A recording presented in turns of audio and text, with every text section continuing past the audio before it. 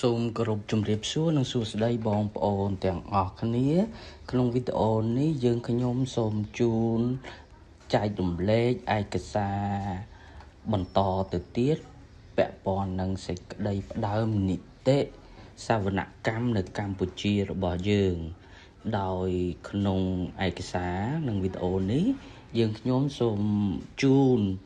ខ្លឹមសារគោលសំខាន់នៃច្បាប់ស្ដីពីសវនកម្មនៃព្រះរាជាណាចក្រកម្ពុជាឆ្នាំ2000ពាក់ព័ន្ធជាមួយនឹងវីដេអូទី1នេះគឺយើងនឹងផ្ដោតលើជំពូកទី1ហើយក្នុងនោះយើងនឹងពិភាក្សាអំពីបញ្ហាឬក៏សំណួរពាក់ព័ន្ធមួយចំនួនដូចជាមួយតើហេតុអ្វីត្រូវការច្បាប់សវនកម្មនេះ2តើអ្វីជាកម្មវត្ថុនៃច្បាប់សវនកម្មនេះ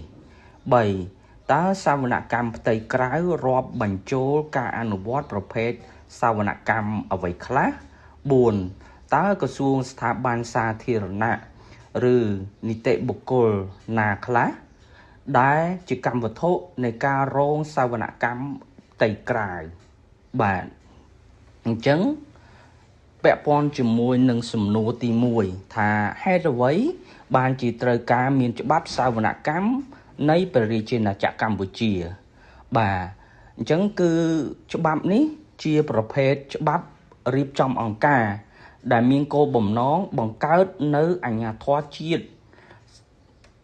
គឺអាជ្ញាធរសវនកម្មជាតិមួយដែលជាស្ថាប័នឯករាជ្យអំពីកិច្ចប្រតិបត្តិការនៃការងារបាទអញ្ចឹងគឺច្បាប់នេះបង្កើតនៅអាជ្ញាធរសវនកម្មជាតិមួយឯករាជ្យអំពីកិច្ចការនៃប្រតិបត្តិការដើម្បីអ្វីដើម្បីធ្វើការត្រួតពិនិត្យលើកិច្ចប្រតិបត្តិការនិងកម្មវិធីរបស់ស្ថាប័នសាធារណៈដើម្បីធ្វើឲ្យមានតម្លាភាពលើការប្រមូលនិងអនុវត្តចំណាយនៃថវិកាជាតិដើម្បីតាមដាននិងត្រួតពិនិត្យឡើងវិញនៅភាពត្រឹមត្រូវនិងសមស្របនៃរបាយការណ៍ហិរញ្ញវត្ថុក៏ដើម្បីពង្រឹងប្រព័ន្ធត្រួតពិនិត្យផ្ទៃក្នុងរបស់បណ្ដាស្ថាប័នសាធារណៈអាជ្ញាធរសវនកម្មជាតិលោកក៏ជួយផ្ដល់អនុសាសន៍សម្ដៅធានាឲ្យមានប្រសិទ្ធភាពកម្រិតសន្សំសំចៃនិងផ្ដល់ផលល្អក្នុងដំណើរការគ្រប់គ្រងហិរញ្ញវត្ថុអាជ្ញាធរសវនកម្មជាតិក៏ជួយផ្ដល់យោបល់លើសេចក្តីព្រាងច្បាប់ស្ដីពីការទូទាត់ថវិកាប្រចាំឆ្នាំនីមួយៗជូនរដ្ឋសភានិងព្រឹទ្ធសភាផងដែរបាទអញ្ចឹងសួរថាហេតុអ្វីបានត្រូវការច្បាប់នេះគឺមានបង្ហាញជូនដូចខាងដើមហ្នឹងឥឡូវយើងចូលមកជំពូកទី1នៃច្បាប់នេះគឺជំពូកទី1អំពីបទបញ្ញត្តិទូទៅសំណួរដែលពាក់ព័ន្ធគឺពីសំណួរទី2ដល់សំណួរទី4អញ្ចឹងជាមួយនឹងសំណួរទី2ថាកម្មវត្ថុនៃច្បាប់នេះជាអ្វីបាទអញ្ចឹងច្បាប់នេះគឺជាច្បាប់រៀបចំអង្គការបើយោងតាមមាត្រា1ជាច្បាប់រៀបចំអង្គការដែលមានគោលបំណងបង្កើតនៅអាជ្ញាធរសវនកម្មជាតិមួយដែលឯករាជ្យអំពីកិច្ចប្រតិបត្តិការនៃការងារអាជ្ញាធរសវនកម្មជាតិអនុវត្តមុខងារសវនកម្មផ្ទៃក្រៅរបស់រដ្ឋាភិបាលអគ្គសវនករត្រូវបានប្រគល់អំណាចជូនក្នុងការបំពេញសវនកម្មលើកិច្ចបញ្ជីការគណនីប្រព័ន្ធគ្រប់គ្រងការត្រួតពិនិត្យកិច្ចប្រតិបត្តិការនិងកម្មវិធីរបស់បណ្ដាស្ថាប័នគ្រប់គ្រងបង្កើតមុខងារសវនកម្មផ្ទៃក្នុងតាមបណ្ដាក្រសួងស្ថាប័ននិងសហគ្រាសសាធារណៈការធ្វើសវនកម្មដោយអនុលោមតាមស្តង់ដារនៃការធ្វើសវនកម្មទូទៅ នឹងតាមស្តង់ដារសវនកម្មសាធារណៈនៃព្រះរាជាណាចក្រកម្ពុជាបាទអញ្ចឹងយើងឃើញហើយថាតាមមាត្រា1គឺបង្កើតអាជ្ញាធរសវនកម្មជាតិហើយអាជ្ញាធរសវនកម្មជាតិលោកអនុវត្តមុខងារសវនកម្មផ្ទៃក្រៅរបស់រាជរដ្ឋាភិបាលអញ្ចឹងសំណួរជាបន្ទាប់វាពាក់ព័ន្ធនឹងមាត្រា3សួរថាតើសវនកម្មផ្ទៃក្រៅរាប់បញ្ចូលការអនុវត្តប្រភេទសវនកម្មអ្វីខ្លះអញ្ចឹងគឺសវនកម្មផ្ទៃក្រៅរាប់បញ្ចូលនៅការអនុវត្ត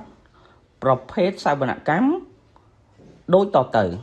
1សវនកម្មលើរបាយការណ៍ហិរញ្ញវត្ថុ2សវនកម្មលើការគ្រប់គ្រងកម្មវិធីគម្រោងឥណទានដែលទទួលមូលនិធិក្រៅប្រទេសបាទ3គឺសវនកម្មលើប្រព័ន្ធគ្រប់គ្រងនិងការប្រព្រឹត្តទៅលើបណ្ដាស្ថាប័ន4គឺសវនកម្មលើការវាយតម្លៃការផ្ដល់លទ្ធផលល្អនិងប្រសិទ្ធភាពក្នុងការអនុវត្ត5សវនកម្មលើអង្គការដែលមិនរកប្រាក់ចំណេញសមាគមគណៈបកនយោបាយនិងសវនកម្មលើសហគ្រាសវិនិយោគឯកជនដូចមានចែងក្នុងមាត្រា2នៃច្បាប់នេះ6គឺសវនកម្មតាមសំណើពិសេសបាទអញ្ចឹងសំណួរបន្តទៀតតើក្រសួងស្ថាប័នសាធារណៈឬនីតិបុគ្គលឯកជនសាធារណៈណាខ្លះដែលជាកម្មវត្ថុនៃការរងសវនកម្មបាទអញ្ចឹងគឺតាមមាត្រា2បណ្ដាស្ថាប័នដែលត្រូវធ្វើសវនកម្មក្នុងបទបញ្ញត្តិនៃច្បាប់នេះរួមមានក្រសួងស្ថាប័នភ្នាក់ងារនិងអាជ្ញាធរធនាគារជាតិស្ថាប័នហិរញ្ញវត្ថុរដ្ឋនិងស្ថាប័នហិរញ្ញវត្ថុរដ្ឋចម្រុះឯកជនសហគ្រាសសាធារណៈនិងគ្រឹះស្ថានសាធារណៈរដ្ឋបាលខេត្តក្រុងនិងរដ្ឋបាលមូលដ្ឋានអ្នកម៉ៅការអ្នកផ្គត់ផ្គង់ទំនិញនិងសេវាកម្មចំពោះរាជរដ្ឋាភិបាលតាមកិច្ចសន្យាបណ្ដាអង្គការផ្សេងទៀតដែលរាជរដ្ឋាភិបាលបានផ្ដល់ជំនួយហិរញ្ញវត្ថុបន្ថែមលើទុនផ្ទាល់និងឥណទានរួមទាំងការលើកលែងពន្ធអាករគ្រប់ប្រភេទសម្បទានផ្សេងទៅអង្គការមិនរកប្រាក់ចំណេញនិងសហគ្រាសវិនិយោគឯកជនបាទនេះគឺជាខ្លឹមសារគោលទាំងមូលពាក់ព័ន្ធនឹងជំពូកទី1នៃច្បាប់ស្ដីពីសវនកម្មនៃព្រះរាជាណាចក្រកម្ពុជាសូមអរគុណបាទ